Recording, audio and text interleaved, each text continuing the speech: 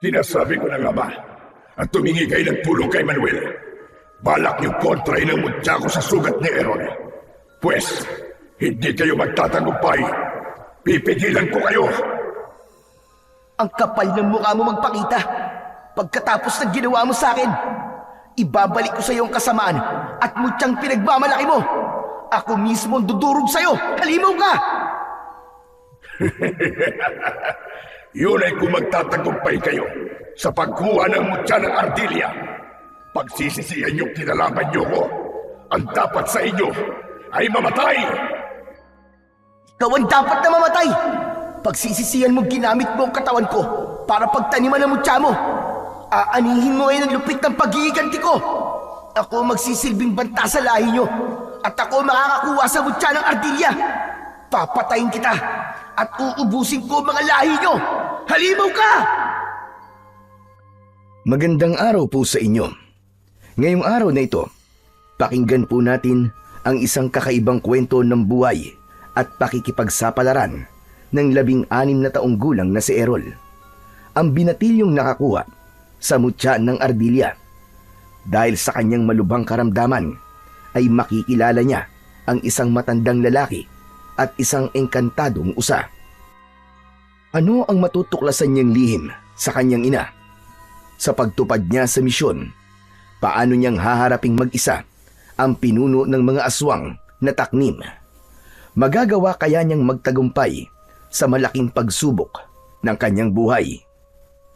Ngunit bago po ang lahat mga idol, huwag po nating kalimutan mag-subscribe at i-hit ang notification bell sa aking YouTube channel na Apong Isaak at The Voice Addict para sa mas marami pang makapigil hiningang kwentong aswang at katatakutan mula sa mundo ng kababalaghan.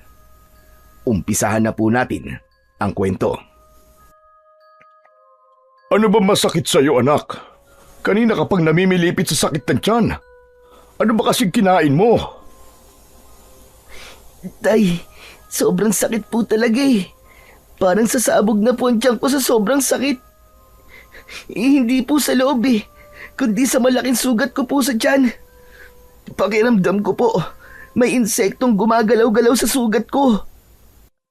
Ay nako, yan na nga ba ang sinasabi ko sa'yo, Roy? Kung binabantayan mo na lang sana ang anak mo, kaysa magbuhat sa palengke ng mga isda, di sana alam mo kung anong dahilan kung bakit masakit ang tiyan ng anak natin. Tignan mo nga oh, may sugat na pala siya sa tiyan. Hinintay mo pang lumala. Tigil-tigilan mo ako, Lena. Ikaw ang ina. Dapat ay alam mo nangyayari sa anak mo. Bakit ako sinisisi mo? Hindi porket mas maganda ang trabaho mo sa akin, ay aasta ka na. Parang ikaw lang ang nagpapakain sa pamilya natin.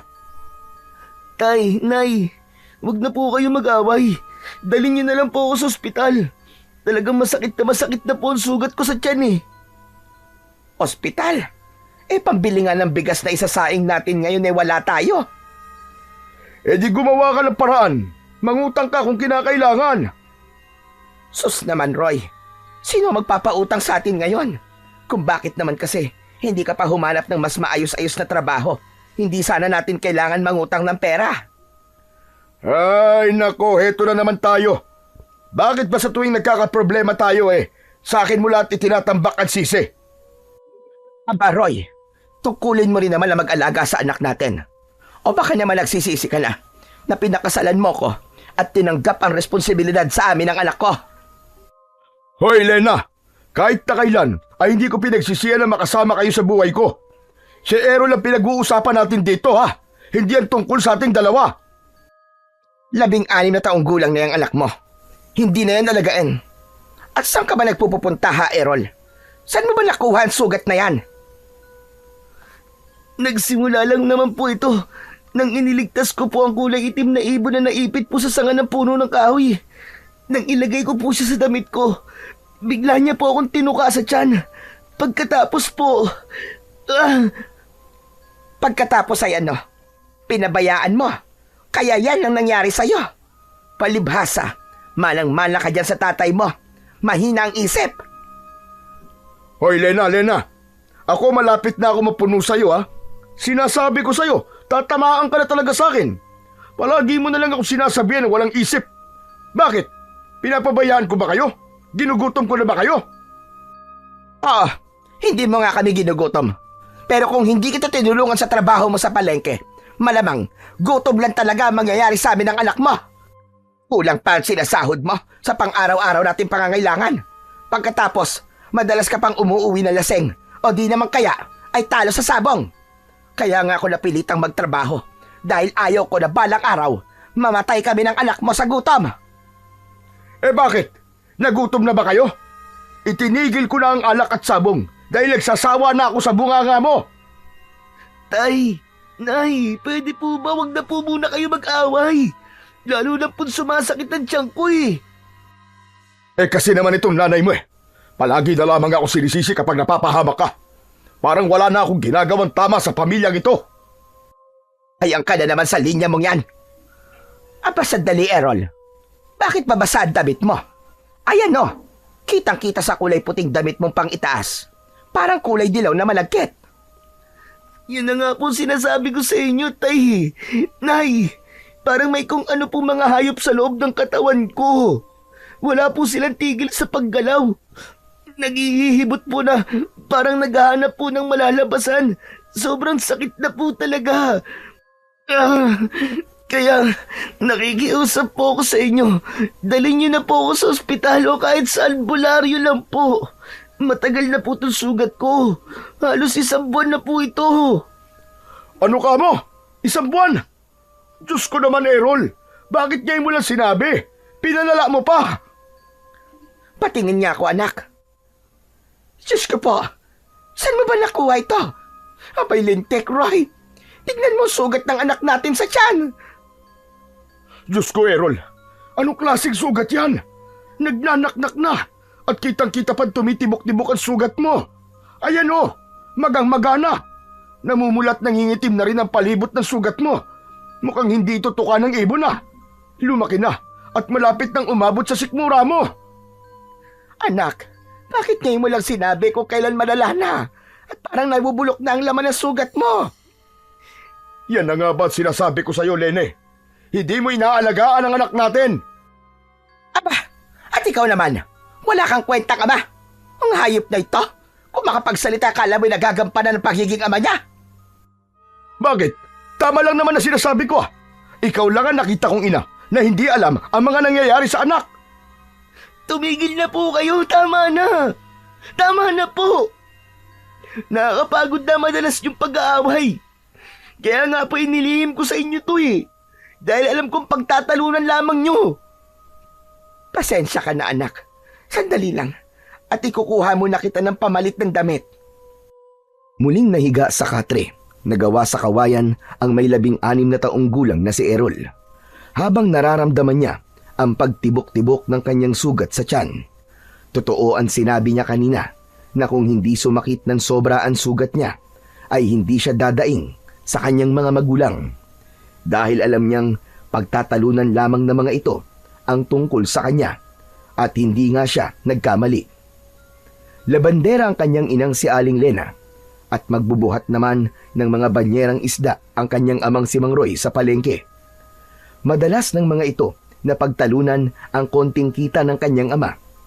Pero alam naman niyang ginagawa lahat ng kanyang ama para lang maibigay sa kanila ang pangangailangan ng kanilang pamilya.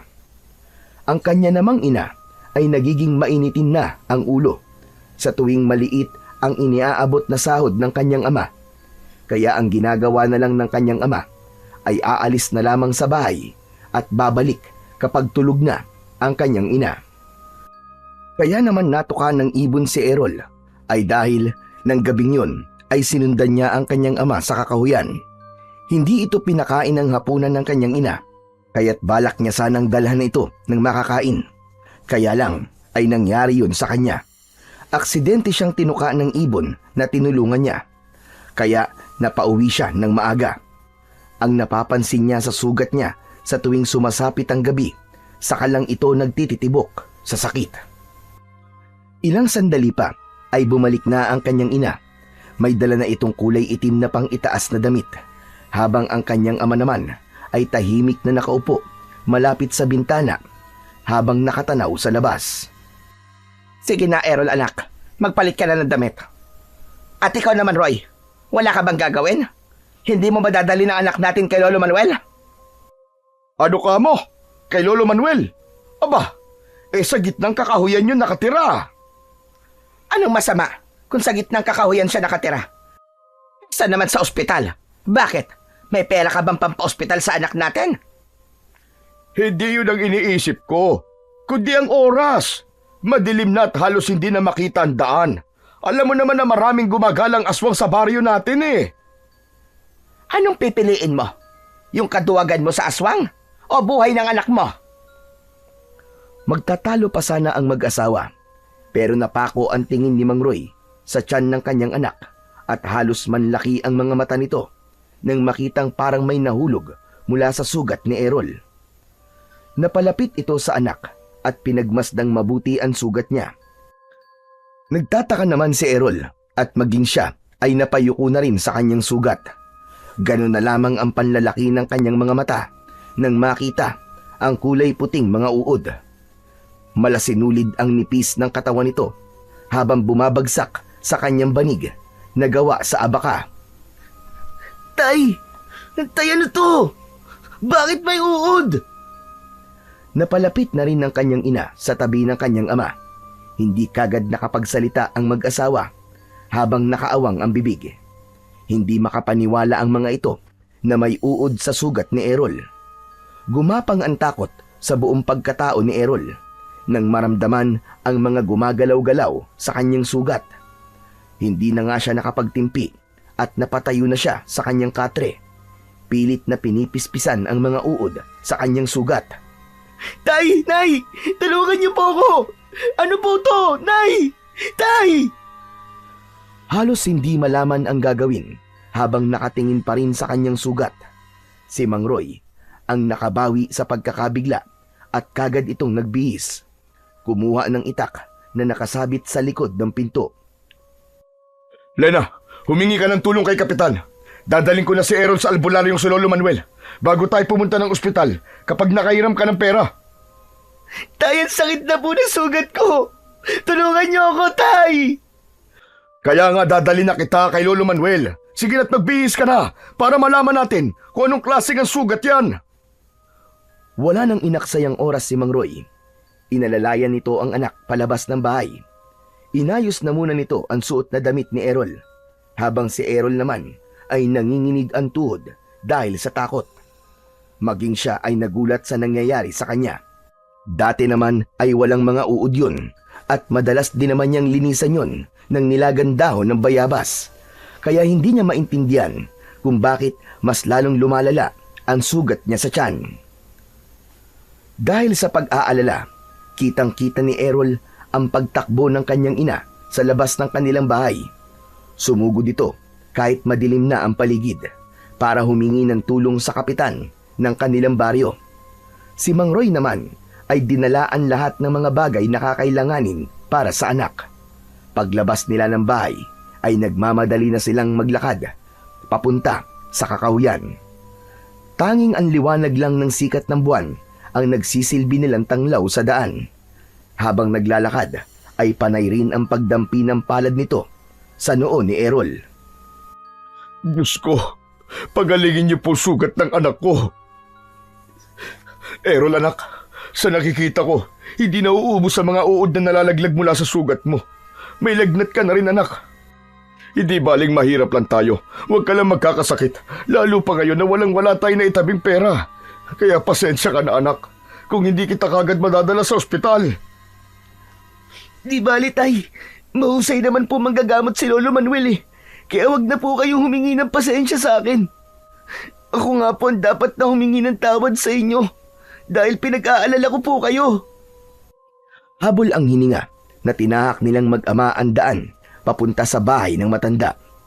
Sandali silang nagpahinga sa ugat ng puno ng lukban. Saka lang niya naramdaman ang pag-iinit ng kanyang katawan. Idagdag pa ang mas kumikirot niyang sugat. Tumutulo rin ang malapot niyang laway na hindi naman niya ipinapakita sa kanyang ama para hindi na ito mas mag-alala pa. Maya-maya pa ay nararamdaman niya ang paninigas ng kanyang daliri sa kanyang mga kamay. Nalihim naman niyang hinihilot para maigalaw. Tara na, Errol. Kailangan na nating magmadali. Nang malagyan na ng gamot ang sugat mo. Saka parang kakaiba ang simoy ng hangin sa lugar na ito. Parang may nilalang na nakasunod sa atin dalawa. Tay, pakiramdam niyo lang po yun. Kaya mo pa bang maglakad? Sumasakit pa ba ang sugat mo? Kaya ko pa po maglakad. Kaya lang, masakit na masakit po ang ulo ko. Malayo pa po ba tayo sa bahay ni Lolo Manuel? Tumangulang si Mang Roy bilang tugon sa tanong ni Errol. Nagsimula na ulit silang maglakad at pinasok naman nila ang madilim na bahagi ng kakahuyan. Kasunod nun ay ang malawak na taniman ng palay.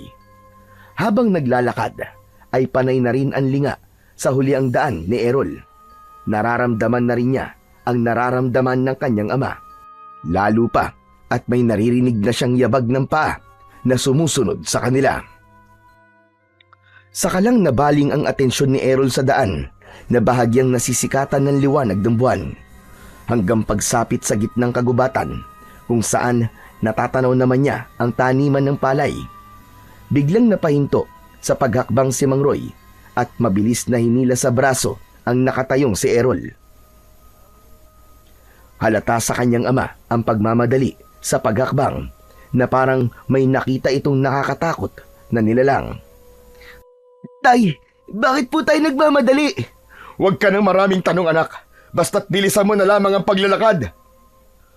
Ang daang-daang paghakbang ng mga paa ni Errol ay nauwi sa pagtakbo. Panay din ang linga nila sa paligid. Inihanda ng kanyang ama ang itak habang tumatakbo sila. Halata ang takot sa nanginginig nitong kamay. Maya-maya pa ay tumambad sa kanilang dinaraanan ang isang nilalang na abala sa pagkain ng hayop. Nagkikikisay ang baboy ramo sa lupa habang sinisibasib ng nilalang ang dugo nito. Nakadapang nakasubsob sa leeg ng hayop ang nilalang. Sarap na sarap ito sa paghigop ng dugo. Habang ang mga kuko sa kamay ay nakabaon sa tiyan ng baboy ramo. Saglit silang napahinto sa pagtakbo at hindi makagalaw sa kinatatayuan. Naparalisa ang tuhod ni Errol habang nanlalaki ang mga matang nakatingin sa nilalang na nakatalikod sa kanila.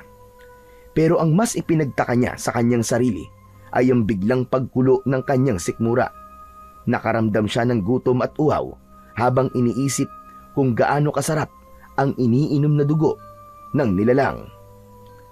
Hindi nito nararamdaman ang presensya nilang mag-ama dahil abala ito sa paglantak sa katawan ng baboy ramo. Napapalunok ng laway si Errol habang pinagmamasdan ang paraan ng pagkain ng aswang sa katawan ng kaawa-awang hayop. Lalo na nang winakwak na nito ang tiyan ng baboy ramo gamit ang matutulis nitong mga kuko. Humakbang sila paatras habang naririnig nila ang tunog ng pagmuya ng halimaw sa lamang loob ng baboy ramo. Habang si Errol naman ay gusto nang lumapit sa kinaroroonan ng nilalang at makiagaw na rin sa kinakain ng aswang. Pero bigla silang tumilapon sa damuhan habang ang kanyang ama ay bumagsak sa ugat ng puno. Nabitiwan ni Mang Roy ang hawak nitong itak at namimilipit sa sobrang sakit ng likod. Tay! Tumayo ka, anak! Umalis ka na! Pumunta ka kay Lolo Manuel! Humingi ka ng tulong sa kanya! Bilisan mo! Hindi pinansin ni Errol ang sinabi ng kanyang ama. Sa halip ay sinundan niya ng tingin ang nilalang na bagong dating na umatake sa kanila. Halata ang gulat sa mukha ni Errol dahil wala silang naramdamang presensya ng isa pang aswang sa kanilang likuran. Isang nilalang nakahawig ng ibon. Mahaba ang tuka nito habang humahakbang papalapit sa kanya. Muli niyang tinignan ang nakatayo sa unahan ng kanilang dinaraanan. Tumigil na rin sa paglapa sa katawan ng baboy. Tumutulo ang malapot nitong laway. Ang mga mata ay kasing pula ng sariwang dugo na nagre-reflect sa liwanag ng buwan. Dahil madilim ang bahaging kinatatayuan ng halimaw, tanging ang kumikislap lang nitong mga mata ang nagbigay ng palatandaan kay Errol na aswang ang nanakit sa kanila. Nakita niyang pinilit ng kanyang ama ang tumayo, sabay takbo papalapit sa kanya. Diyan ka lang sa likod ko, Errol. Kapag nakakita ka ng pagkakataon, tumakbo ka na. Iligtas mo na ang sarili mo. Tay, hindi kita iiwan dito. Humakbang pasulong ang dalawang halimaw na ang agwat kay Errol ay dalawang dipa. Pangiwi-ngiwi ang muka ng halimaw na parang natutuwa sa kanila. Humarang ang kanyang ama sa unahan niya at matapang na pinagbabantaan ang dalawang halimaw. Nakatingin lang ang mga ito kay Errol na parabang lampasan ang tingin sa kanyang tiyan. Naaamoy ng mga ito ang sugat niya. Inilabas ng mga ito ang malasangan nitong mga dila habang dahan-dahang humahakbang papalapit sa kanila. Paatras namang humahakbang ang mag-ama habang hindi inaalis ang tingin sa dalawang halimaw. Huwag kayong lalapit, mga hayop kayo. Anak, mauna ka na kay Lolo Manuel. Ako nang bahalang humarap sa mga halimaw na to. Kunin mong itak sa lupa at tumakbo ka ng mabilis. Baybayin mo ang daan sa dulo nito. Nandun ang bahay ni Lolo Manuel. Bilis! Tumakbo ka na, anak! Hindi ko hahayaang makatakas sa batang yan. Siya ang kailangan ko, hindi ikaw. Halika, lumapit ka. Ang kailangan ko lang naman ay ang dugo ng binatilong yan. Pagkatapos, ay hahayaan ko na kayong umalis. Mamamatay na muna ako bago niyo makuha ang anak ko! Ganun ba? Pagbibigyan kita. Hindi ako magdadalawang isip na paslangin ka. Total, matagal-tagal na rin akong hindi nakakatigim ng sariwang dugo ng matanda. Minsan na tayo nagkaharap at hindi ko hahayaan na pati buhay ng anak ko ay kukunin mo. Kaya kung ayaw mo mamatay, hayop ka. Umalis ka na sa dadaanan namin. Hindi ko alam kung bakit ginugulo mo ang pamilya ko. Habang abala sa pakikipag-usap ang kanyang ama, ay patakbo siyang lumapit sa kinaroroonan ng itak. Mabilis niyang dinampot yun at lumapit sa kanyang ama, habang ang kanyang sugat sa tiyan ay muli na namang sumasakit. Tumayo siya sa unahan ng kanyang ama at itinutok niya ang kanyang itak sa aswang na nagsasalita, habang ang kasama nito ay nananatiling nakatayo sa likod ng halimaw na parang hinihintay lang ang utos ng pinuno nito. Hindi ka pa rin ba nadadala? Takot na takot ka noon nung una tayo magkita. Kaya huwag ka nang magpanggap na matapang. Akala mo ba ay magtatagumpay ka sa pagtakas sa binatilyong yan? Kahit saan pa kayo magpunta, maaamoy at maaamoy ko ang sugat niya sa katawan. Kung ganon, ikaw ang may gawa nito sa tiyan ng anak ko. Gusto mo bang patunayan ko pa? Sa isang iglap ay bigla itong nagsaibon. Hindi siya maaaring magkamali. Ito ang ibon na tinulungan niya at tumuka sa kanyang tiyan. Dala ng bugso ng kanyang damdamin ay bigla niya itong sinugod. Muntik tamaan ang kanina pang nakatayong halimaw, subalit nakailag ito. Galit na galit si Errol na kahit naririnig niya ang boses ng kanyang ama ay hindi siya nagpaawat. Sakto, sa pagbabalik ng anyo nito bilang isang taong ibon, pinagsususuntok nito ang kanyang tiyan. Pasadsad sa lupa na bumagsak si Errol habang namimilipit sa sakit. Walang hiya ka! Anong ginawa mo sa anak ko? Mabilis na inagaw ni Mang Roy ang itak sa kamay ni Errol at ang kanya namang ama ang sumugod sa pinuno ng halimaw. Kitang-kita niya na hinawakan ng nilalang ang kamay ng kanyang ama at sinuntok ito sa sikmura ng 2 beses. Parang binabayo ng maso ang kanyang dibdib dahil sa lubhang pag-aalala. Kaya't pinilit niyang tumayo para tulungan ng kanyang ama. Kaya lang, binuhat ng pinuno si Mang Roy at inihagis sa puno na malapit din sa kanyang kinaroroonan. Hindi nito nabitiwan ang itak. Tay!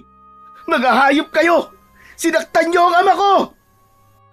Lumapit siya sa kinatatayuan ng pinuno at sinipa niya ang masailang bahagi ng katawan nito. Hindi ito natinag at sa halip naramdaman niya ang paghawak ng mga kamay ng alagad nito sa kanyang braso. Lumapit ang nilalang sa kanya at inilabas ang malasangan nitong dila. Akma na sanang kakagatin siya nito sa kanyang leeg, ngunit bumagsak naman ito sa lupa. Nakita niyang nataga ito ng kanyang ama sa ulo gamit ang matalas na itak. Hindi ka magtatagumpay. Malapit ko ng putulin ang sungay mo. Makikilala rin kitang halimaw ka. Sunod naman na inatake nito ay ang nilalang na may hawak sa braso ni Errol. Bumitaw ito sa pagkakahawak sa kanya at umaangil na paatras na humahakbang. Sabay atake ni Mang Roy ng taga rito. Tinamaan ito sa leeg, kaya naman bumagsak din ito sa lupa habang hawak ang sugat nito. Natatakot na po ako, Tay. Umalis na po tayo rito. Bakit po ba gusto nila akong makuha? Ang kanasanang tatakbong palayo ang dalawa nang biglang nahawakan sa paa ang kanyang ama. Nakagat ito sa binti. Napasigaw si Mang Roy dahil sa sakit. Pinagtulungan ng mga ito ang kanyang ama. Dahil sa takot at pag-aalala niya para sa kanyang ama, dinampot niyang muli ang kanyang itak at tinaga ang mga ito sa katawan. Dahil sa sakit, ay siya naman ang binalingan ng mga ito. Habang si Mang Roy ay bumagsak sa lupa habang hawak ang binti na nasugatan. Kitang-kita ni Errol na humilom ang sugat ng mga ito sa katawan. Gulat na gulat siya sa kakayahan ng dalawang aswang. Biglang nagbago ang mga anyo nito. Nagsaasong gubat ang mga ito habang umaangil na nakalitaw ang malalagari nitong mga pangil. Mabilis na bumangon si Mang Roy at paika-ika itong tumakbo papalapit sa kanya. Tara na, Errol! Hindi natin sila matatalo! Hindi sila tinatabla ng itak! Ano pang hinihintay mo? Tumakbo ka na! Huli na para humakbang papalayo si Errol dahil mabilis na silang inatake ng mga aswang. Lumukso ang kulay puting asong gubat. Sakto ang bagsak sa unan ng kanilang daan. Habang ang kanyang ama ay muling tumilapon sa damuhan dahil sinunggaban naman ito ng kulay itim na asong gubat. Nakangisi itong tumingin sa kanya na tila ba siya naman ang isusunod nito sa kanyang ama. Inihagis sa kanya ni Mang Roy ang itak at kinuha niya yon sabay tutok sa mga ito. Huwag kayong lalapit, mga hayop kayo! Kundi, ibabaon ko sa inyo ang itak na to! Mas lalong lumapad ang pagkakangisi ng dalawang asong gubat habang umaangil na parang asong nauulol. Maya-maya pa ay lumapit na ulit sa kanya si Mang Roy at ito na mismo ang humawak sa itak. Sumugod ito sa dalawang asong gubat para bang sanay na sanay ito sa pakikipaglaban sa mga ito. Ilang beses din itong nagpasirko-sirko sa ere para umatake sa mga kalaban kahit may iniinda itong sakit sa paa. Nagawa nitong makipagsabayan sa mga aswang. Sinuntok nito ang kulay puting asong gubat sa muka.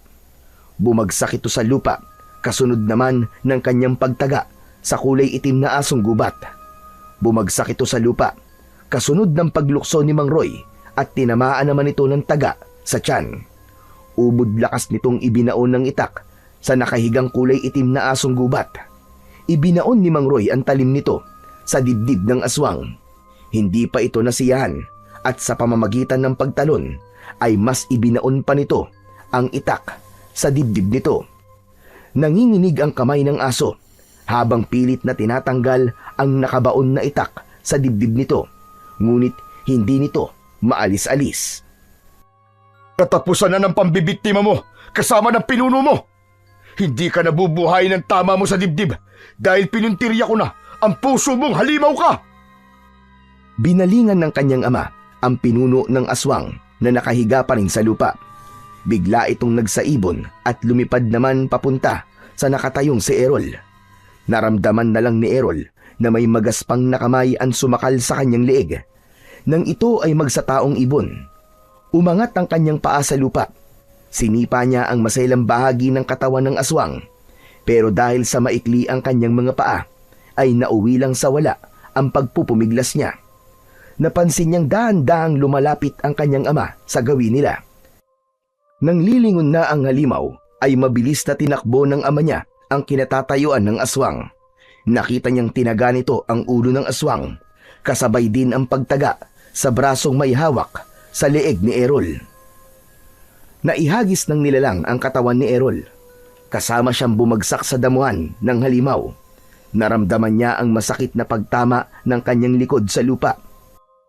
Maliksing kumilos ang kanyang ama para sana itarak ang talim sa dibdib ng aswang. Ngunit bago pa man maibaon ang talim ay nagsaibon na ulit ito at lumipad sa impapawid. Dismayadong napasipa sa damuhan si Mang Roy bago tumingin sa nakahigang anak. Halika na anak, kaya mo bang tumayo? Sigurado kong hindi na babalik yon. Tay, paano niyo po nagawa yun? Kapag isa ka ng ama at nasa sitwasyon kang katulad dito, lalabas din ang tapang mo para ipagtanggol ang iyong anak. Hindi sila nagbibiro, Errol. Balak nilang patayin ka at alam kong may kinalaman ang sugat mo sa tiyan. Kaya kailangan natin pumunta sa bahay ni Lolo Manuel para humingi na ng tulong. Inalalayan siyang tumayo ng kanyang ama kahit nararamdaman pa rin niya ang sakit ng sugat sa kanyang tiyan. Wala silang imikan habang naglalakad hanggang sa pagtawid sa pilapil ng taniman ng palay. Pagkalipas lamang ng ilang minuto ay narating na nila ang maliit na kubo ng matanda. Nakabukas pa ang ilaw nitong gasera kaya alam niyang gising pa ito. Tao po! Tao po, Lolo Manuel! Si Roy po ito! Tao po! Tulungan niyo po ang anak ko! Nakarinig naman ng mag-ama ng yabag ng paa papalapit sa nakasaradong pinto. Maya-maya pa ay dahan-dahang bumukas ang pinto at sumilip ang matanda. Nagulat ito nang makita sina Mang Roy at Errol. Aba, Roy! Ano't napasugod kayo? May nangyari ba? Tulungan niyo po kami, Lolo Manuel. Gamutin niyo po ang sugat ng anak ko. Aba, sige, pumasok kayo sa loob. Dali! Bilisan nyo! Parang may mabigat na enerhiya bumabalot sa anak mo. Tulungan niyo po siya, Lolo Manuel. Nagmamakaawa po ako. Nilakihan ng matanda ang pagkakabukas ng pinto. At nang makapasok na sila ng kanyang ama, ay sumilip muna ang matanda sa labas ng bahay nito bago tuluyang isinara ang pinto. Ganon din ang nakabukas nitong mga bintana. Kinuha rin ni Lolo Manuel ang nag-iisa nitong gasera at ipinatong yon sa lamesang gawa sa kawayan.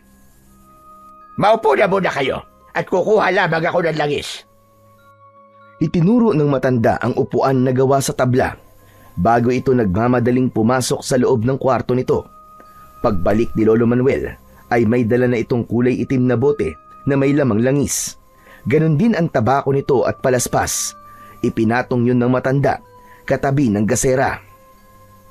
Ano bang mga nangyari sa inyo? At may mga sugat kayo sa katawan? Lalo ka na, Roy. Malalim din ang sugat mo sa binti. Bakit kung kailang gabi na saka kayo napasugod dito? Inilihim po kasi sa amin ng anak ko ang tungkol sa sugat niya sa tiyan. At habang papunta po kami rito sa bahay niyo, hinarangan naman po kami sa daan ng dalawang aswang. Napatay ko po ang isa, pero ang pinuno po ay nakatakas. Kaya alam kong babalikan po nila kami. Aba, talagang babalikan kayo dahil sa anak mo, Roy.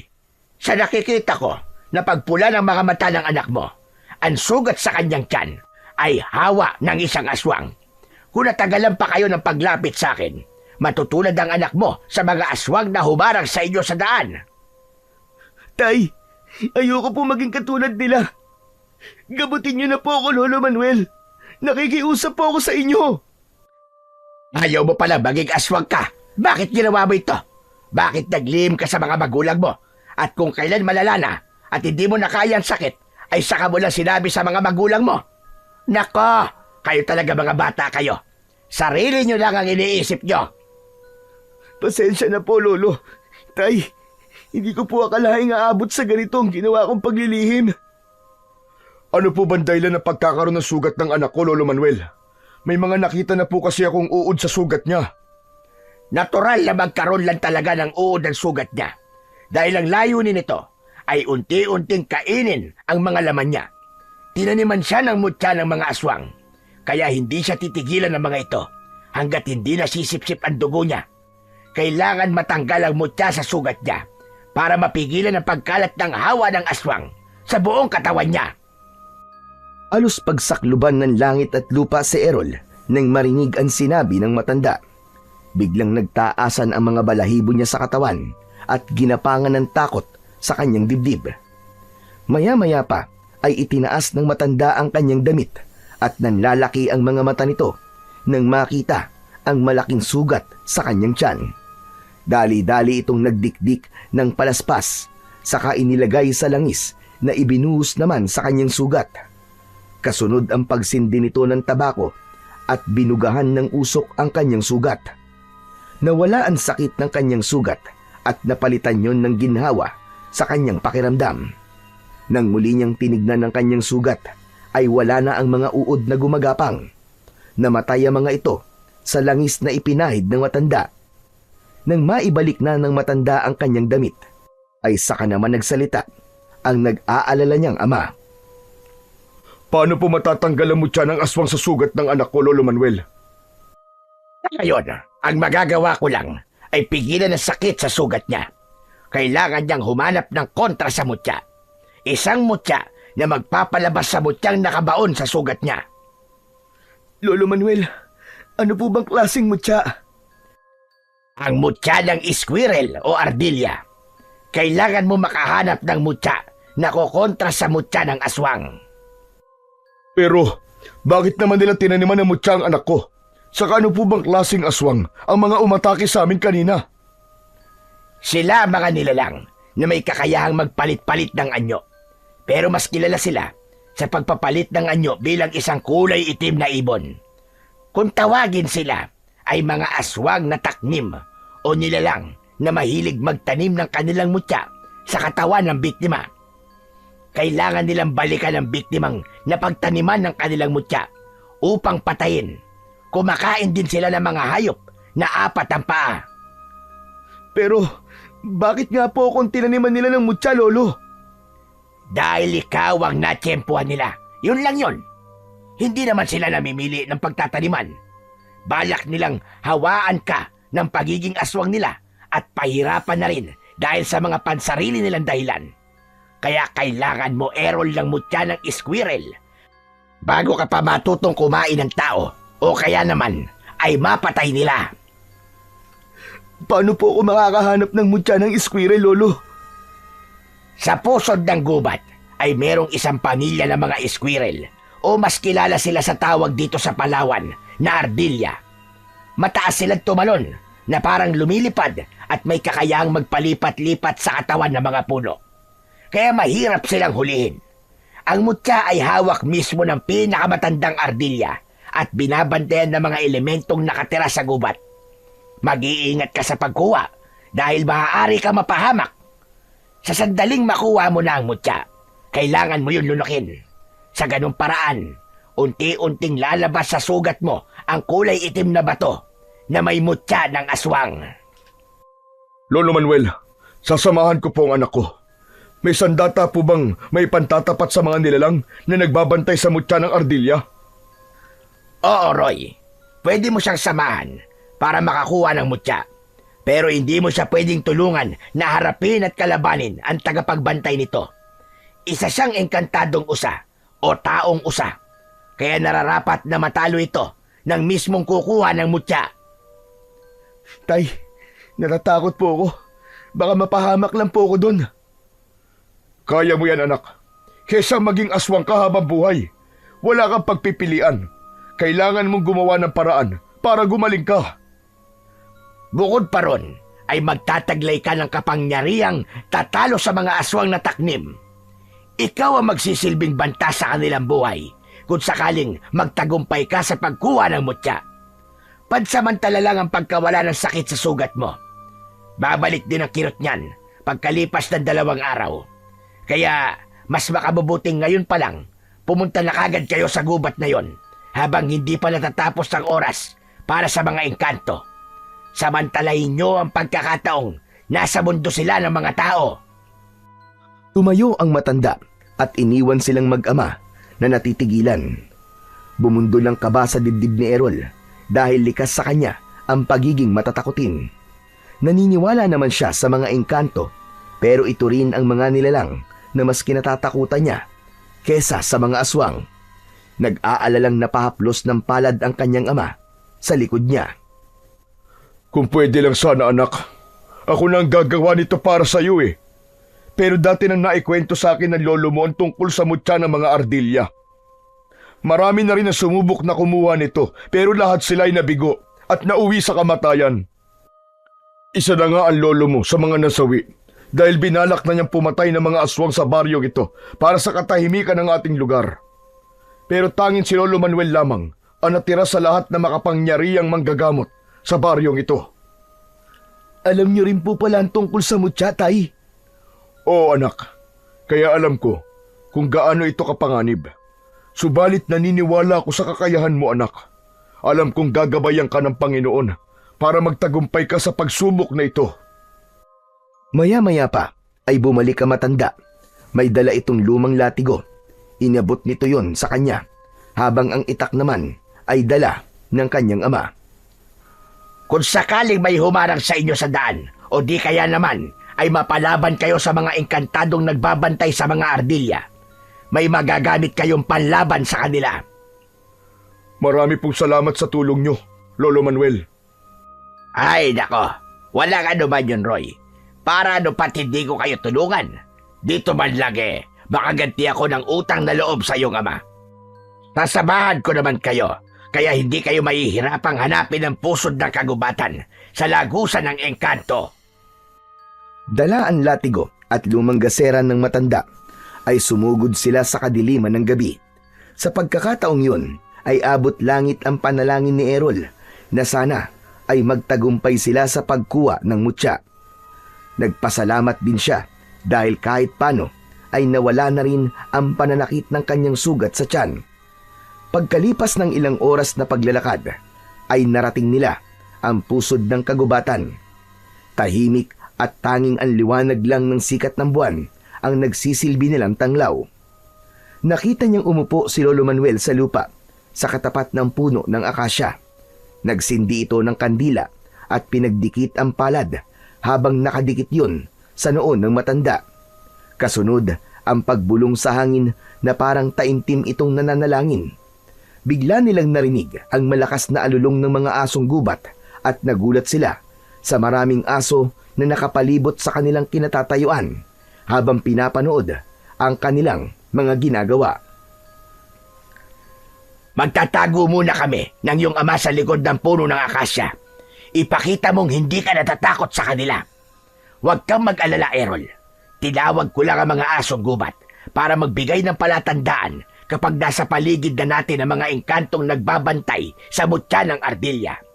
Hinahayaan nilang maglaro ang mga squirrel sa puno at malalaman mo lang kung sino ang nagtataglay ng mutya kapag nakita mo ang kanyang mga mata na nagre-reflect sa liwanag ng sikat ng buwan. Gamitin mo ang latigo para makuha ang kanyang atensyon. Nandito lang kami anak, kung sakaling kailanganin mo ang tulong namin. Saktong pagpatay ng sindi ng kandila ang sabay-sabay na pag-alulong ng asong gubat. Lumakas ang ihip ng hangin, kasabay ang pagtigil din ng mga asong gubat sa pag-alulong. Palatandaan yon na nakalabas na sa lagusan ang mga engkantado kasama ang mga ardilya. Napaatras siya ng akbang nang makita ang mga asong gubat na isa-isang umaalis sa kanyang harapan. Tila nararamdaman ng mga ito ang presensya ng mga engkanto. Errol, pakiramdaman mo lang ang paligid. Huwag kang matakot. Kailangan maging alisto ang mga mata mo dahil tinawag lamang sila ng orasyon ni Lolo Manuel. Hinigpitan ni Errol ang paghawak sa puluhan ng latigo, saka inilinga ang kanyang paningin sa paligid. Halos mabingi siya sa bilis ng tibok ng kanyang puso dahil sa takot. Maya-maya pa ay nakita niya ang mga ardilya na panayan lukso sa mga katawan ng puno. Papalapit din ang mga ito sa kanya na parabang gustong makipaglaro. Pero nagulat siya sa biglang paglitaw ng nakakatakot na nilalang. Kalahating tao at kalahating katawan ng usa ang engkantadong nagbabantay sa mutya ng ardilya. Hindi niya inaasahan na ganon ang muka ng elementong nakatira sa kabilang mundo. Tila nauunawaan ito kung ano ang sadya niya, kaya bigla siya nitong inatake ng sipa sa kanyang muka. Bumagsak siya sa lupa habang hindi nabibitiwan ang latigo. Napansin naman niya na pigil-pigil ni Lolo Manuel ang kanyang ama para tulungan siya. Hindi ako makakapayag na matalo ako sa labang ito. Ayoko maging aswang, kaya kailangan ko lumaban para sa mutya. Hindi ko hahayaang manalo ang kasamaan sa kabutihan.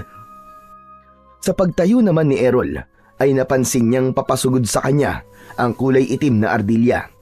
Matatalas ang pangil nito na mukhang daga. Balak din ng mga ito na umatake sa kanya dahil parang nararamdaman ng mga ito ang kanyang binabalak. Sa paglukso ng ardilya para kalmutin siya sa muka, ay nagawa niya yung maiwasan. Subalit inatake naman siya ng taong usa. Tinamaan siya sa kanyang sugat sa tiyan, kaya't pasadsad siyang bumagsak sa lupa habang naluluwa ang mga mata dahil sa labis na sakit. Kaya lang, dumating si Mang Gabriel, ang halimaw na una nang umatake kay Errol. Saka lumabas ang kanyang ama sa pinagtataguan nito. Sinasabi ko na nga ba at tumingi kayo ng tulong kay Manuel. Balak niyong kontray ng mutya ko sa sugat ni Errol. Pwes, hindi kayo magtatagumpay. Pipigilan ko kayo. Ang kapal ng mukha mo magpakita. Pagkatapos sa ginawa mo sa akin, ibabalik ko sa iyo ang kasamaan at mutyang pinagmamalaki mo. Ako mismo ang dudurog sa iyo, halimaw ka! Iulay ko magtatagumpay kayo sa pagkuha sa mutya ng Ardilya. Pagsisisiyan ninyong pinalaban niyo pa ako, ang dapat sa inyo ay mamatay. Ikaw ang dapat na mamatay! Pagsisisihan mo ginamit mo ang katawan ko para pagtaniman ng mutya mo. Aanihin mo ngayon ang lupit ng pagiganti ko. Ako magsisilbing banta sa lahi nyo at ako makakakuha sa mutya ng Ardilya. Papatayin kita at uubusin ko mga lahi nyo. Halimaw ka! Kasama ang 5 alagad nitong aswang na taknim, sumugod ang mga ito sa kinaroroonan nilang mag-ama. Idinamay ng mga ito ang nakatayong engkantadong nagbabantay sa Ardilya. Ang pinuno ng aswang ang unang sumugod kay Errol. Iwinasiwas nito ang kamay na may mahahabang kuko para sana ay kalmutin siya sa leeg. Subalit naiwasan niya yon at hinagupit niya ito ng kanyang latigo. Tinamaan ito sa leeg kaya't bumagsak ito ng pasadsad sa lupa, habang si Lolo Manuel naman ay nanatiling nakatago sa likod ng punong kahoy. Habang itinuturo sa kanya ang engkantadong abala sa pakikipaglaban sa alagad ni Mang Gabriel, nilapitan niya ito at tinulungan sa pag-atake sa mga alagad ng pinuno ng aswang, habang ang matandang Ardilya naman ay lumukso papunta sa kanyang kinatatayuan. Maging ito ay umaatake sa kanya. Hanggang sa lumiwanag ang buong katawan ng engkanto at sa paghuni nito ng malakas, ay sabay-sabay na bumagsak ang mga aswang sa lupa. Tila nabingi ang mga ito at lumabas ang dugo sa mga mata at tenga. Naramdaman ni Errol ang pag-agos ng mainit na likido sa kanyang likod. Hinaplos niya yon. Ganon din ang mga dugong umaagos mula sa kanyang sugat sa tiyan. Napasulyap sa kanya ang engkanto. Tila lampasan ang tingin nito sa kanyang tiyan na parang nakikita nito ang kanyang sugat. Akma na sanang lalapit ito sa kanya nang mula sa likod ay biglang tumayo ang pinuno ng mga aswang para saksakin ng matulis nitong kuko ang likod ng taong usa. Mabilis siyang tumayo at hinagupit ng latigo ang kamay ng aswang. Kaya bago pa nito maisakatuparan ang gagawin sa engkantado, ay nailigtas na niya ito. Anak! Sa likod mo! Sa paglingon ni Errol ay sinalubong naman siya ng alagad ng taknim. Inatake siya sa kanyang braso para sana ay kagatin. Bumagsak siya sa lupa, pero bago yun, nailigtas din siya ng engkantadong usa. Habang ang pinuno ng aswang ay napupuluputan naman ng kanyang latigo sa kamay. Kaya hindi ito makagalaw habang nakahiga sa lupa.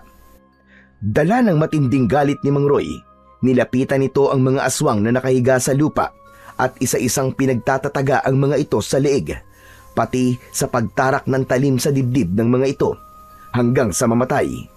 Si Mang Gabriel naman ay kagad na tumakas nang mag-anyo itong isang maliit na ibon. Saka lang lumabas sa pinagtataguan si Lolo Manuel at mabilis na yumuko sa nakatayong taong usa. Ganon din ang ginawa ng kanyang ama. Pero lumapit ang nilalang kay Errol. Hinawakan nito ang kanyang ulo, maging ang kanyang sugat sa tiyan. Pagkatapos ay humuni ito. Lumapit ang matandang Ardilla na may hawak na mutya. Sinabi nito na alam nitong ang kailangan lang niya ay ang mutya na kukontra sa kanyang sugat. Kaya nagulat siya nang ito mismo ang nag-abot sa kanya. Sinabi nitong ipapahiram lang nito ang mutya at kapag naisagawa na niya ang misyon, ay muli niyang ibabalik yon alang-alang sa katahimikan naman ng mundo ng mga engkanto. Kinuha niya ang kulay pulang bato, saka dinala niya sa kanyang bibig at nilunok. Muli niyang kinausap ang taong usa. Maraming salamat po sa tiwala. Makakaasa po kayong gagawin ko po ang misyon ng mutya upang hindi na kumalat ang malaking kaguluhan sa baryo namin. Patawarin niyo po kami kung nagambala namin ang pananahimik niyo. Ngumiti ito na nagpalabas naman ng malalagari nitong mga ngipin. Saka lang niya napansin na kulay berde ang mga mata ng taong usa, maging ang Ardilla na may hawak ng mutya. Sinabi ng engkantado na magtataglay ng lakas, bilis at taas sa pagtalon si Errol. Yun ang epekto ng mutya sa katawan niya, maliban sa pagtanggal ng mutya ng aswang na nakatanim sa kanyang sugat. Bago bumalik ang mga ito sa lagusan, ay hinawakan ng taong usa ang kanyang ulo bilang pagbibigay basbas at pasasalamat nito sa pagkakaligtas niya sa buhay nito. Tumanaw ito ng utang na loob sa kanya. Muntik na siyang makagawa ng masama alang-alang sa kanyang paggaling. Mabuti na lamang at likas sa kanya ang pagiging matulungin sa mga nilalang na kailangan ang tulong niya. At ang mga nangyari naman sa kanya ay isang patunay lang na hindi lahat ng tinutulungan ay mabuting tao. Katulad ng nangyari sa kanya ngayon na pagkatapos niyang tulungan ng ibon, ay siya pa ang inatake nito. Pagkatapos magpaalam ang taong usa, ay naglakad na sila papunta sa bahay ni Lolo Manuel. Masayang masaya ang mga ito sa pagkakaroon niya ng mutya ng Ardilla. Bigla rin luminaw ang kanyang paningin, maging ang kanyang pakiramdam sa paligid. Gumaan din ang kanyang katawan at nawala ang iniinda niyang sakit sa tiyan. Hindi ko alam na magtatagumpay ka sa pagkuha ng mutya ng Ardilla. Ang pagpapakita lang pala ng kabutihan ang magiging sandata mo para magtagumpay ka. Hindi ako makapaniwala, anak, sa tapang na ipinakita mo kanina. Hindi ko naman po ito magagawa kung wala po ang tulong yung dalawa. Kaya lang, kasama ng mutya na ito ay ang isang misyon na kailangan kong ubusin ng masasamang nilalang sa baryong to. Ang hindi lang talaga malinaw sa akin, anak, ay kung bakit sa'yo itinanim ng aswang na yon ang iniingatan nilang mutya. Kung sakaling lumabas na ang mutya ng mga taknim sa sugat ng anak ko, ano na po mangyayari sa bato, Lolo Manuel? Mawawala ang kakayahan ng may-ari ng mutya na makapagpahilom ng kanilang sugat. Madali na siya mapapabagsak. At tungkol naman sa dahilan ng aswang kung bakit si Errol ang pinili, yun ang hindi ko masasagot sa ngayon. Hanggat hindi ako sigurado sa napapansin ko, ay hindi ako maaaring magbigay sa inyo ng mga puna.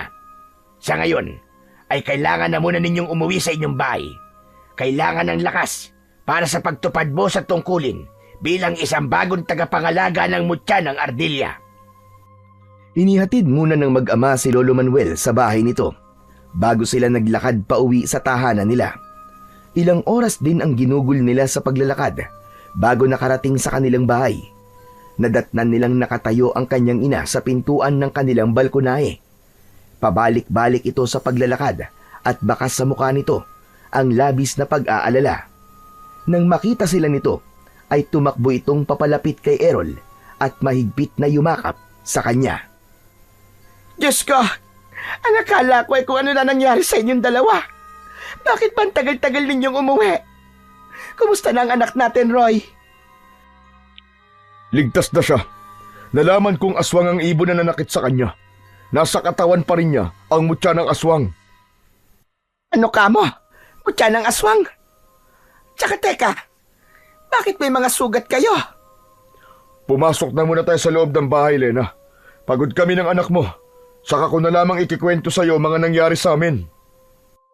Nauna nang pumasok sa loob ng bahay si Mang Roy, habang naiwan naman silang mag-ina.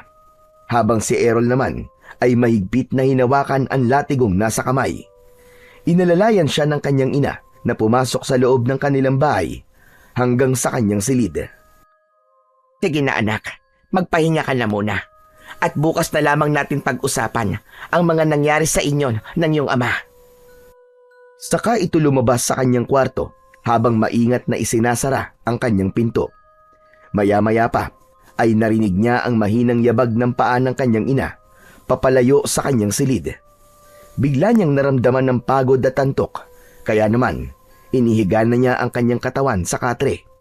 Itinago niya ang latigo sa ilalim ng kanyang unan, saka mariing ipinikit ang kanyang mga mata. Hindi na malayan ni Errol na nakatulog siyang nakalaylay ang kanyang mga paa sa katre.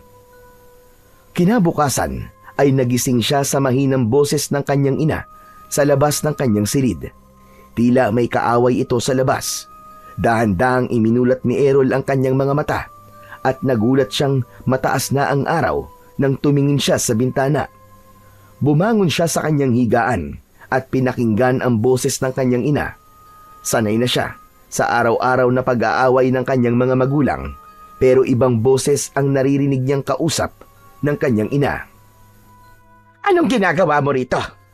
Ang kapal ng mukha mong tumuntong sa pamamahay ko pagkatapos ng mga ginawa mo. Bakit?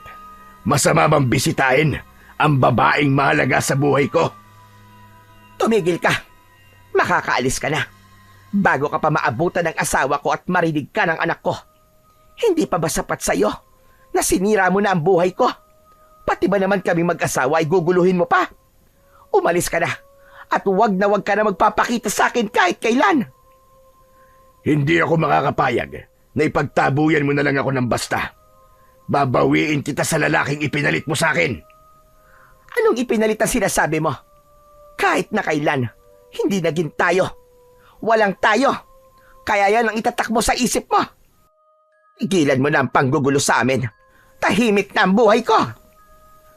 Pwes, hindi mo mararanasan ang katahimikan sinasabi mo, Lena. Gagawin kong miserable ang buhay mo.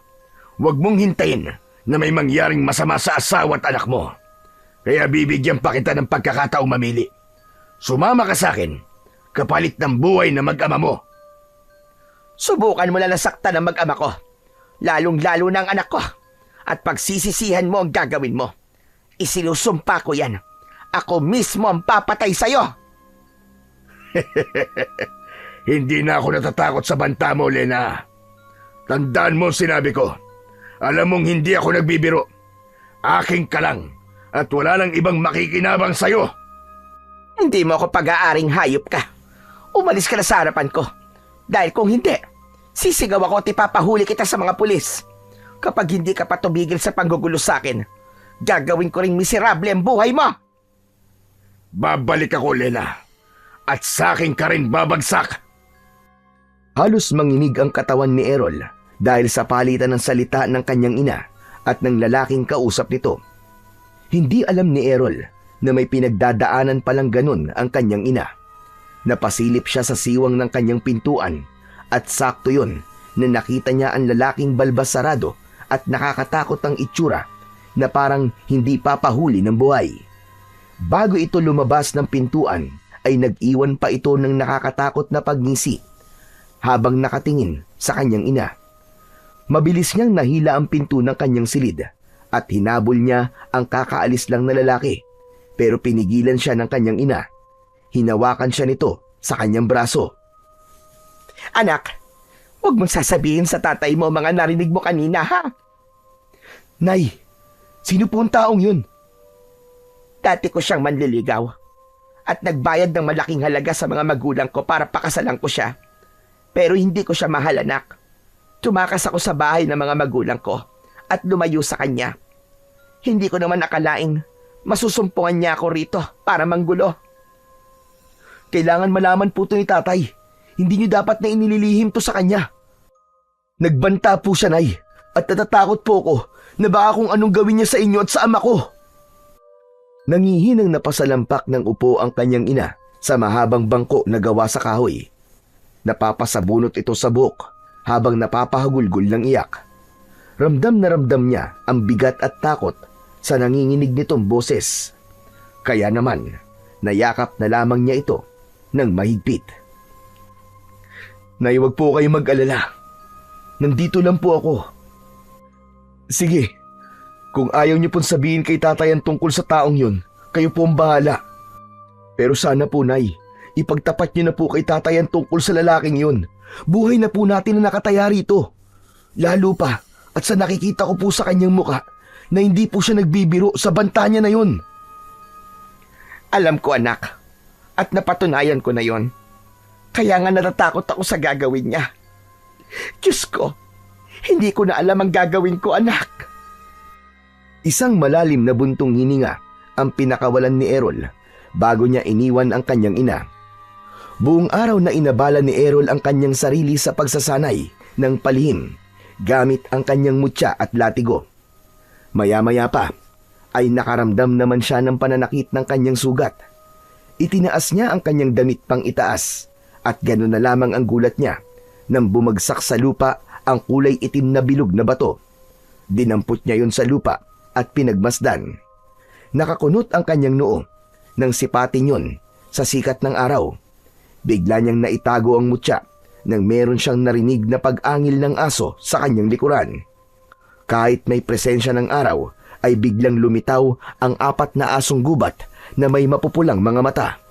Nakatingin ang mga ito sa kamay niyang may tangan ng mutya ng aswang. Tumutulo ang mga laway nito habang nakangising nakalabas ang malalagari nitong mga ngipin. Inilinga niya ang kanyang paningin sa paligid. Napansin niya, siya lang at ang 4 na asong gubat lang ang naroroon at wala ang pinuno ng mga ito.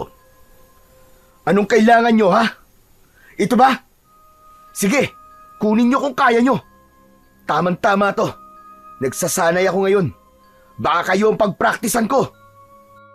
Idinaan ni Errol sa pagyayabang upang hindi mahalata ng mga ito na kinakabahan siya ng mga sandaling yon. Lalo pa at malalaki ang kanyang kalaban.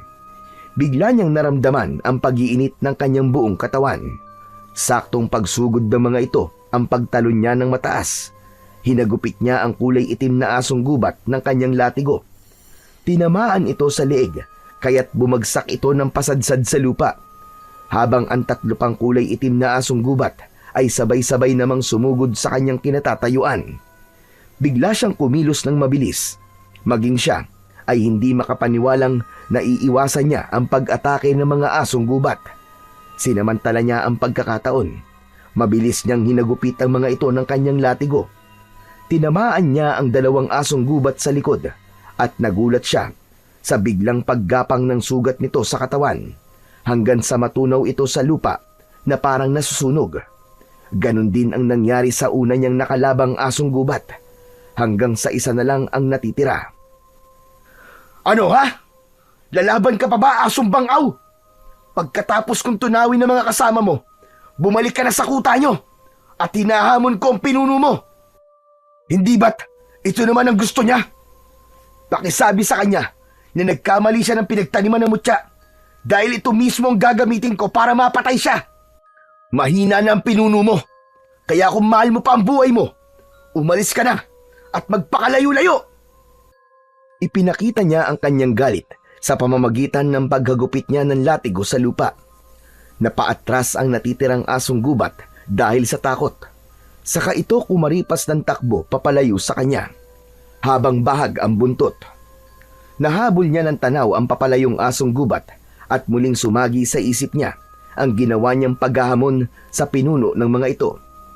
Nakarating yun sa kanyang ama, kaya galit na galit itong pinagsabihan siya. Gabi yun at nadatnan siya nitong naghahanda ng mga sandata para lumaban sa mga aswang. Alam niyang ang kanyang ina ang nagsabi dito sa balak niyang gawin. Pambihira! Talaga ba nagpapakamatay ka na, ha, Errol? Ikaw pa mismo naghamon sa mga aswang na taknim para sa isang labanan na ikaw lang mag-isa ang haharap. Hindi na po ako makapaghintay, tay. Nakalimutan na po ba ninyo na ito po ang misyon ng mutya na nasa katawan ko kapalit po ng paggaling ko? Nasa kamay ko na rin po ang kanilang mutya. Kaya kahit hindi ko po sila hamunin ng away, susugod pa rin po sila rito para kunin sa mga kamay ko ang mutya. Pero kailangan mo pa ng konting panahon para magsanay, anak. Kulang pa ang kakayahan mo para labanan ang pinuno nila. May tiwala po kung hindi po ako pababayaan ng Panginoong Diyos, Tay. Marami na po silang napapatay. Panahon na po para tapusin na ang kanilang kasamaan. Biglang bumukas ang pinto ng kanyang silid at pumasok ang kanyang ina. Bakas sa mukha ni Aling Lena ang pag-aalala para sa anak. Samantalang si Mang Roy naman ay halata ang pagtitimpi ng galit sa ginawa ni Errol. Hindi. Hindi ako makakapayag na gawin mo mag-isa ito. Mapapahamak ka, anak. Meron ba kayong lihim na mag-ama na hindi sinasabi sa akin? Huwag ka na makialam dito, Lena. At bakit hindi ako makikialam, Roy? Dinig na dinig ko sa labas ang pagtatalo niyo mag-ama tungkol sa mutya ng aswang. Roy, umalis na lang tayo rito at kalimutan na ninyo ang misyon. Nay, hindi po pwede. Kahit saan po tayo magpunta, masusundan nila tayo at patuloy lamang silang papatay ng mga inosenteng tao. Haharapin ko po ito dahil ito po ang nagligtas sa buhay ko. Hindi po ako natatakot mamatay kung alam ko naman pong nasa panig ako ng kabutihan. Matigas talaga ang ulo mong bata ka. Kapag may naisip ka, yun na talaga ang gagawin mo. Hindi mo man lang iniisip ang mararamdaman naming mga magulang mo. Kung hindi ko naman po ito gagawin, Tay, sila rin po ang susugod dito para patayin tayong lahat. Hindi na natapos ang iba pang sasabihin ni Errol nang bigla niyang naramdaman ang pag-iinit ng kanyang katawan. Indikasyon yun na nasa paligid na ng kanilang bahay ang mga aswang na taknim. Napansin ng kanyang ama ang bigla niyang pagtayo at paglapit sa bintana. Sumunod dito sa kanya at gano'n na lamang ang panlalaki ng mga mata ni Errol nang makita ang pangkat ng mga aswang habang nakatayo sa labas ng kanilang bakuran. Pero ang mas ikinagulat pa ni Errol, ang lalaking nakatayo sa unahan ng mga alagad nito. Hindi siya maaaring magkamali. Ito ang lalaking bumisita at nagbanta pa sa kanyang ina. Nag-aalalang napatingin si Errol sa kinatatayuan ng kanyang ina. Kaya naman, lumapit ito at tumingin din sa mga nilalang na nasa labas. Diyos ko po, si Gabriel! Kailan pa nakarating ang hayop na yan sa baryo natin?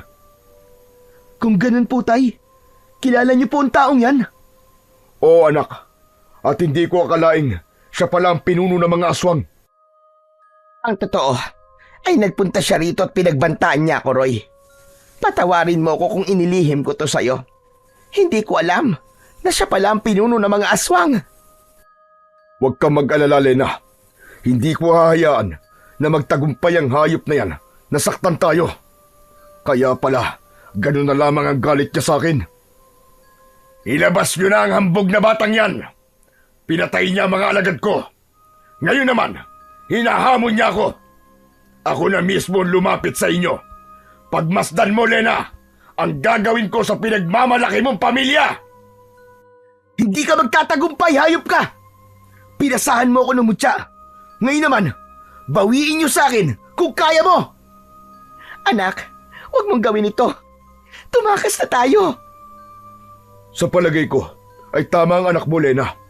Walang mangyayari kung patuloy tayong tatakas para lumayo sa kanya. Lalaban na kami ng anak mo. Yun na lang ang tanging paraan. Roy, nakikiusap ako. Umalis na tayo. Tumakas na lang tayo at magpakalayo-layo. Alam mo kung ano ang dahilan. Ayokong dumating ang oras na pareho natin pagsisihan ito. Tumigil na po kayo, Nay. Nakapagpasya na po kami ni Tatay. Ito na po ang tamang pagkakataon para maisagawa ang misyon. Hindi na hinintay ni Errol na pigilan pa siya ng kanyang ina.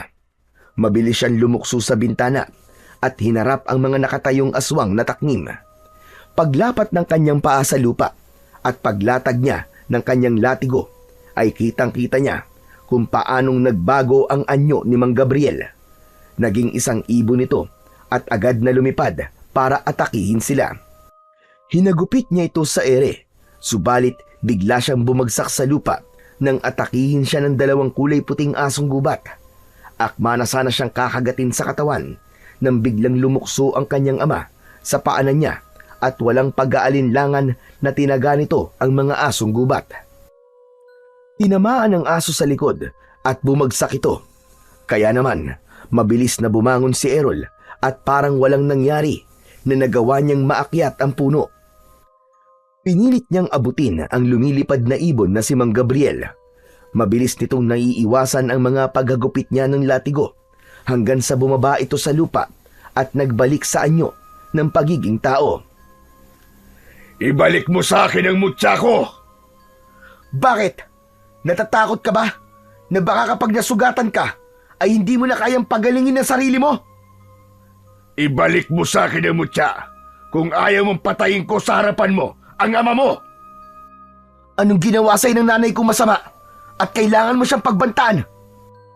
Narinig kitang kausap siya at sa tono ng pananalita mo, para kang hindi lalaki. Para kang bata na nagbabanta sa kalaro nito. Tama na! Tumigil ka na! Wala kang alam. Kapag nagkaroon ako ng pagkakataon, pagpipira-pirasuhin ko ang katawan mo at ipapakain kita sa mga alagad ko! Ginagawa yan, hindi sinasabi. Bakit hindi ka lumapit? Agawin mo sa mga kamay ko, mutya. Akala mo ba natatakot pa ako sa'yo? Ikaw ang dapat na matakot sa akin ngayon. Inilabas ni Errol ang kulay itim na bato ng mutya sa kanyang bulsa. Kaya mas lalong naging agresibo ang pagsugod nito sa kanya.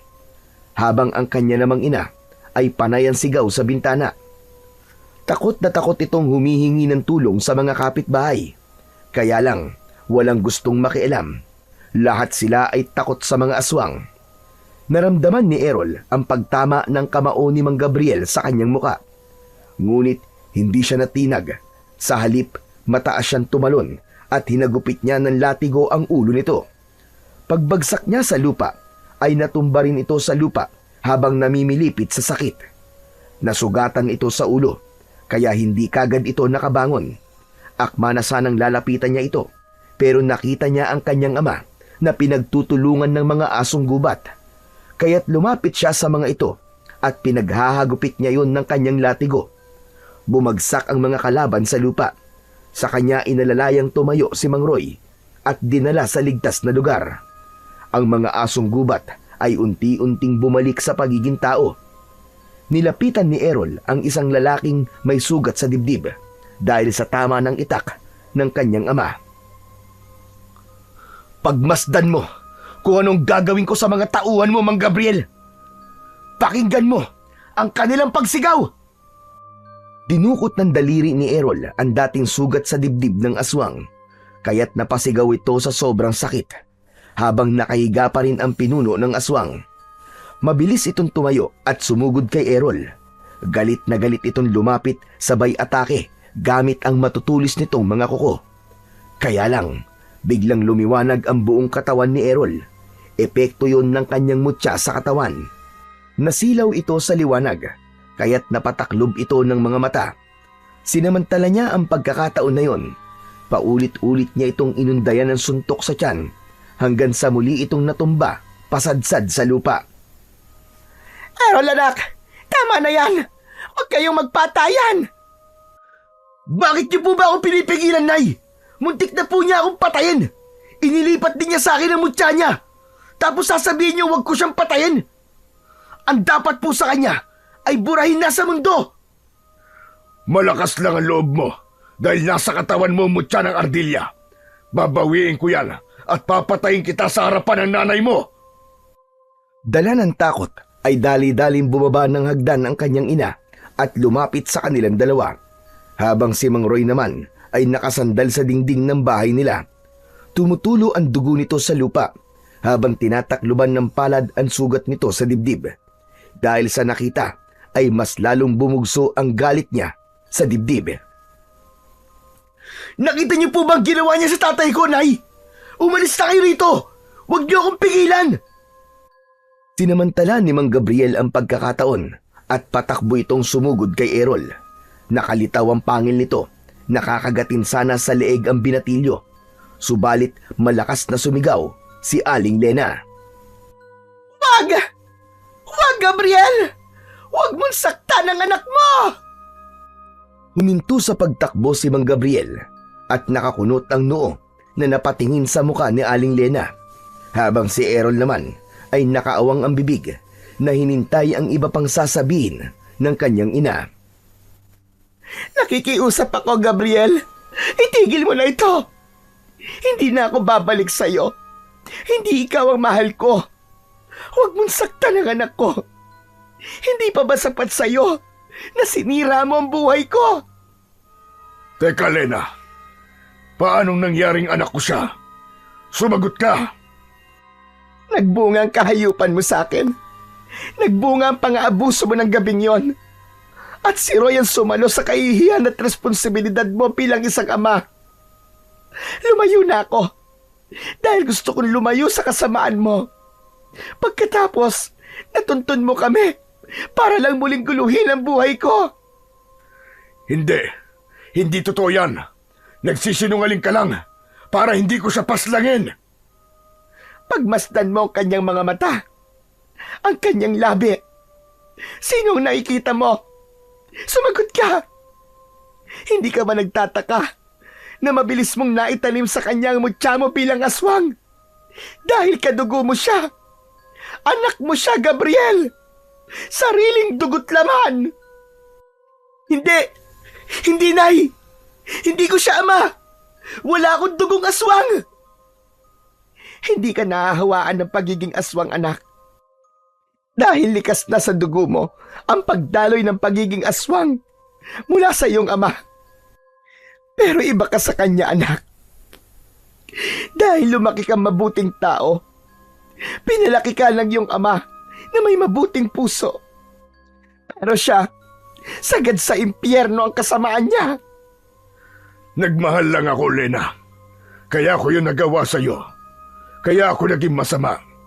Pero hindi ko kayang patayin ang sarili kong anak. Sinabi ko naman sa'yo, di ba? Pagsisisihan mo ito kung napatay mo ang iyong anak. Subalit huli na ang lahat para itama ang pagkakamali. Dahil may paniniwala ang mga aswang na taknim na kung sino man ang tataniman ng mutya ng aswang ay kailangan mamatay sa kamay nila at maiinom ang sariwa nitong dugo. Tumayo ang mga aswang na nakahandusay sa lupa. Ganon din ang iba pang nagtatagong aswang sa likod ng mga puno. Napaatras si Errol sa dami ng aswang na lumitaw sa kanilang harapan. Nay, alalayan niyo po si tatay papasok sa bahay natin. Ako po ang haharap sa kanila. At hindi ko patatawarin ang pinuno nila. Kahit siya pa ang tunay kong ama. Anak, wag. Nakikiusap ako. Huwag niyo na po akong pigilan, Nay. Ginahasa lamang kayo ng demonyong yan. Kaya naging anak niyo ako. Pero kailanman ay hindi ko siya matatanggap na ama. Ang dapat sa kanya ay magdusa at mamatay. Mag-iingat ka, anak. Hindi kita pipigilan sa desisyon mo. Dahil kahit ako nasa katayuan mo, papatayin ko ang demonyong yan dahil sa pagsira niya sa buhay ni Lena. Tumigil na kayo, parang awa niyo na. Huwag kayo magpatalo sa tawag ng galit sa dibdib niyo. Errol, anak, huwag mo itong gawin kung ayaw mo magsisi sa huli. Tama na. Alam kong walang kapatawaran ang ginawa ko. At hindi ko sinasadya yun, anak. Patawarin mo ko. Hindi ko alam na anak kita. Hindi mo ako anak, demonyo ka. At lalong hindi kita ama. Hinintay ni Errol na pumasok ang kanyang ama sa loob ng kanilang bahay. Bago niya hinarap ang mga aswang, siya ang unang lumapit sa asong gubat na nakatayo sa likuran ng kanyang ama. Pasugod ang mga ito para umatake sa kanya. Sa paghagupit niya ng kanyang latigo ay nagulat siya sa pagbabago ng kanyang anyo. Tinubuan siya ng mga balahibo sa kanyang katawan hanggang sa magmukha na siyang ardilya o squirrel. Kaagad siyang lumukso sa katawan ng puno. Sabay talon siya sa mga kalaban sa likod ng kanyang ama. Pero sadyang may angking bilis ang kalaban. Nagawa nitong mailagan ng unang pag-atake niya. Sinakmal siya ng kulay itim na asong gubat sa kanyang braso. Sa tindi ng kagat nito sa kanyang braso ay ramdam na ramdam niya ang malakas na pagsipsip nito sa kanyang dugo. Napasigaw siya sa matinding sakit. Kasabay ng pagganti niya ng kagat sa braso nito, hindi para inumin ang dugo, kundi para matanggal ang bibig nito sa balat niya. Nabitiwan niya ang latigo at bumagsak yon sa lupa. Nagulat pa siya sa biglang pagsigaw ni Mang Gabriel.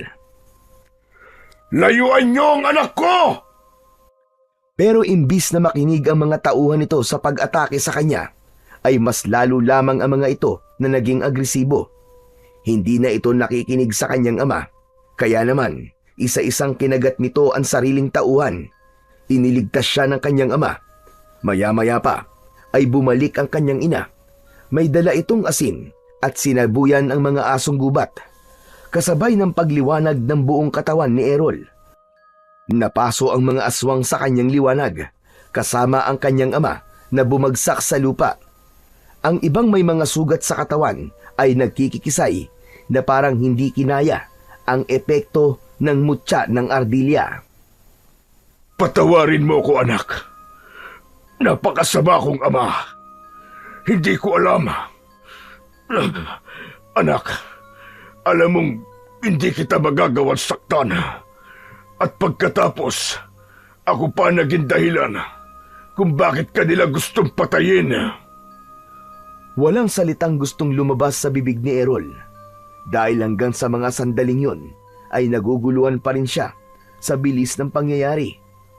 Hindi niya alam kung ano ang mararamdaman niya. Kailangan umalis na kayo sa lugar na ito, Errol. Isama mo ang iyong ina. Pati na ang iyong amang si Roy. Kumilos na kayo! Nakikiusap ako! Bilisan niyo na! Tumakas na kayo! Biglang namutla ang muka ni Mang Gabriel nang mapansin ang paglaki ng sugat nito sa dibdib. Pinilit nitong tumayo habang nakaharang sa kanyang unahan. Nakaharap ito sa sariling alagad, parang may kirot sa kanyang puso nang maintindihan niya kung ano ang ibig nitong sabihin.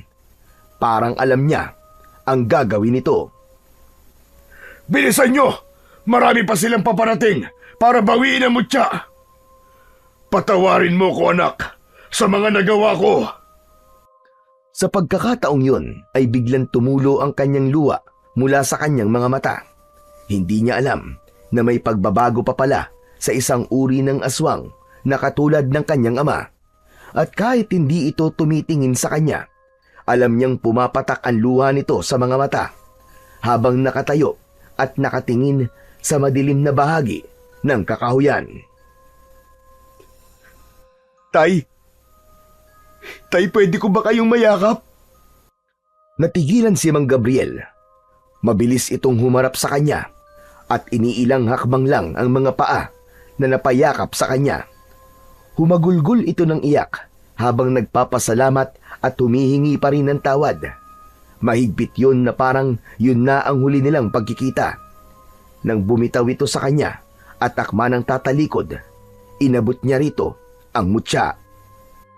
Tay, sa tingin ko po ay mas kakailanganin niyo to. Tara na po, sumama na po kayo sa amin. Huwag na ninyo akong intindihin. Anak, patawarin mo si tatay, ha? Nagpatalo ko sa tukso ng kamunduan. Kaya imbis na humingi ng tawad sa iyong ina, ay ginulo ko pa siya. Pangako, babawi ako sa inyo. At ikaw na ang bahalang humingi ng tawad kay Roy at sa nanay mo. Huwag mong sabihin yan, Gabriel. Matagal na kitang napatawad. At huwag mong iiwan ang anak mo.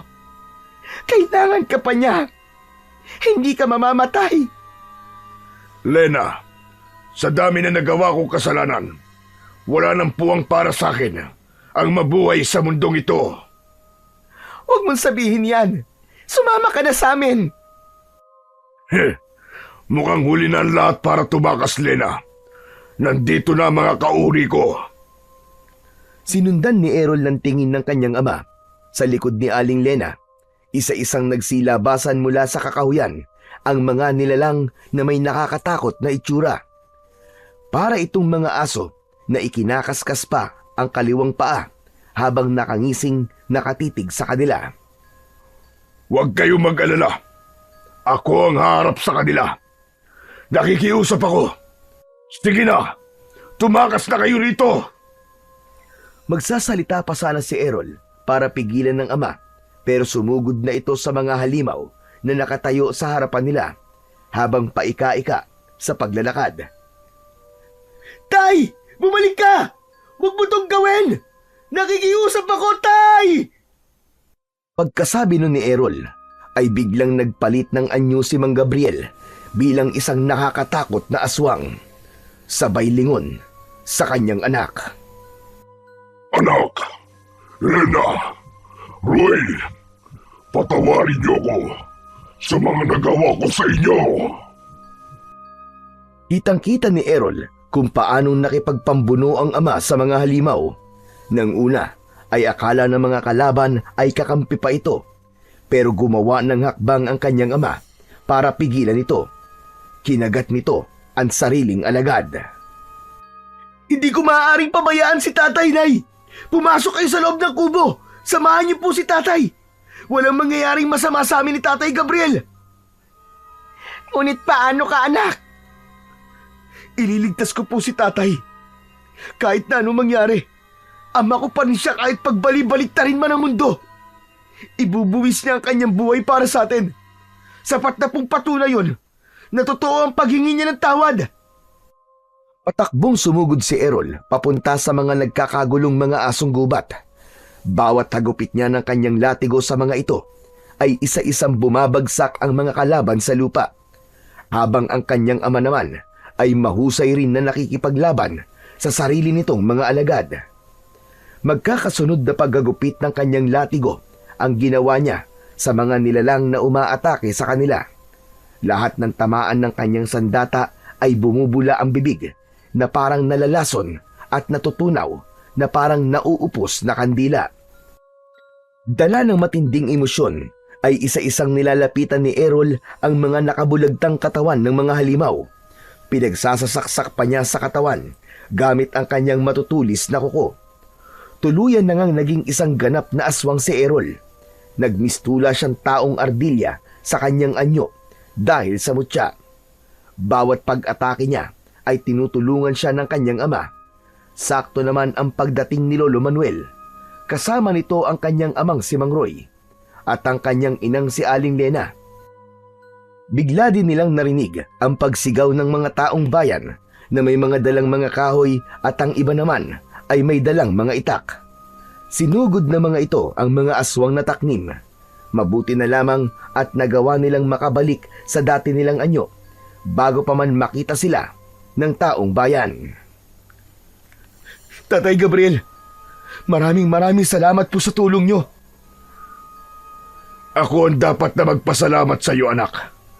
Tinulungan mo ko magbago. Kailangan ko nang umalis. Babalik na ako sa lugar namin ng nanay mo. Gabriel, maraming salamat. Maraming salamat sa iyo. Ako ang dapat na magpasalamat sa iyo, Lena. Lalong-lalo na sa iyo, Roy. Maswerte si Lena at ikaw ang kanyang pinakasalan.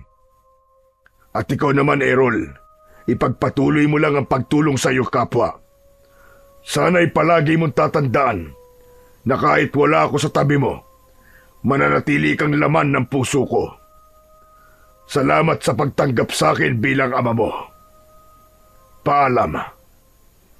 Nang maubos ng taong bayan ang mga aswang, ay sinamahan naman sila ni Lolo Manuel para bumalik sa pusod ng kagubatan.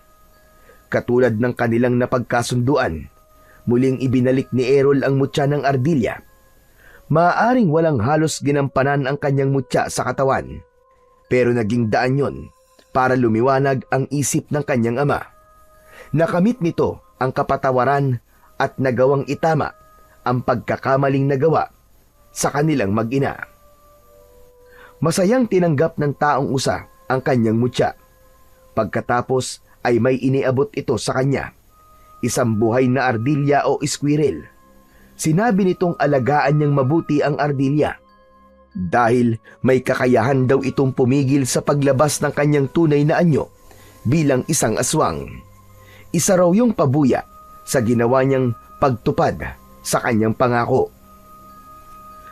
Kung ganun po una pa lang ay alam ni ninyong isa akong aswang? Tumango-tango ang taong usa at sinabi nitong hindi lahat ng aswang ay masama. May karapatan pa rin silang mabuhay at tulungang hindi maging masamang nilalang. Hindi ko akalaing sa kauna-una ang pagkakataon ay nagkamali ako sa iyo, Errol. Akala ko ay dahil sa mutya, kaya ka may hawa ng aswang. Iyon pala ay talagang nananalaytay sa mga ugat mo, ang pagiging aswang. Wala pa rin naman nagbago. Siya pa rin ang anak ko, Lolo Manuel. Sobra siyang nagpapasalamat sa pagtanggap sa kanya ni Mang Roy bilang isang anak. Kahit na hindi niya ito totoong ama.